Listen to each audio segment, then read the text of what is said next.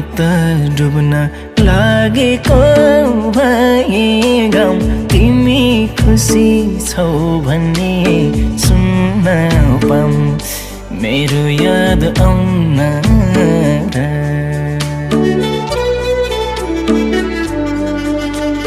म त डुब्न लागेको भए गाउँ तिमी खुसी छौ भन्ने सुन्न पाऊँ मेरो याद आउन र के माया लाउन